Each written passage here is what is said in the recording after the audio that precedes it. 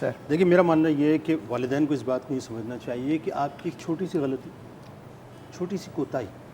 یہ بلا وجہ کسی یوں سمجھ لیجئے کہ سازش کے نظریے کے اندر اپنے آپ کو الجھا کر اس معاملے کی طرف نہ جانا آپ کے بچوں کی زندگیوں کو تباہ کر سکتا ہے۔ آپ ذرا زیوم کیجئے، خدا نہ خواستہ اس بات کی سنگینی کو سمجھیں کہ جب ایک بچہ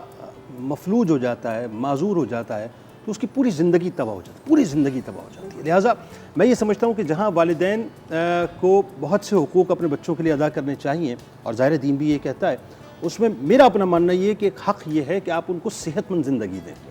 اور یہ میں سمجھتا ہوں کہ والدین کی طرف سے ایک بہترین تحفہ ہوگا اولاد کے لیے کہ اگر وہ ان کو صحت مند زندگی کے مواقع فراہم کریں۔ اس بات سے مورا ہو جائیے صاحب، یہ سب باتیں بیکار ہیں، یہ پاکستان کے خلاف، پھر میں جملہ ریپیٹ کر رہا ہوں کہ پاکستان کے خلاف سازش ہے، یہ ہماری نسلوں کے خلاف سازش ہے کہ یہ ہمارے ذہنوں کو الجھایا جاتا ہے۔ بڑی سادی سی ایک بات ہے۔ بات میں ڈاکٹر صاحب سے پوچھنا چاہتا ہوں، مجھے بتائیے اگر اے ایف پی کا کوئی اگر چائلڈ ہو تو پھر اگر کچھ ایسا نوٹس ہو تو پھر کیا کیا جانا چاہیے؟ بالکل، آپ کو جیسی کوئی ایسا بچہ ملے اور آپ کی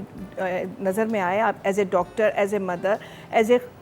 معاشرے کا فرد، تو آپ کو فوراً اے ایف پی کے سینٹرز کو رپورٹ کرنا چاہیے، کیونکہ اس کے اسٹول ٹیسٹ ہوتے ہیں اور یہ دیکھا جاتا ہے کہ بھائی یہ واقعی میں اے ایف پی کا کیس ہے، یعنی اس سے رپورٹنگ سے ہمیں بہت سارے فائدے ہوتے ہیں۔ اس کو عام لوگوں کے لیے آسان الفاظ میں معذوری، اچانک سے معذوری ہو جائے، بچے کے ہاتھ پاؤں کام نہ کریں تو آپ کو فوراً رپورٹ کرنا پڑے گا، وہ نمبر اویلیبل ہوتے ہیں۔ اس سے صرف یہ ہوتا ہے کہ اس رپورٹنگ سے ہم اپنے آگے کا لائحہ عمل طے کرتے ہیں کہ کتنے کیسز رپورٹ ہوئے، کس ایریا میں رپورٹ ہوئے اور ہمیں کیا کرنا ہے۔ ہم تو یہ بھی کیمپین کریں گے۔ آپ سب کا بہت بہت شکریہ، thank you so very much, thank you very much.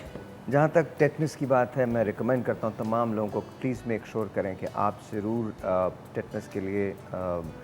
کوشش، بکاز ہم لوگ اکثر اگنور کر دیتے ہیں، please do not ignore that, please do not ignore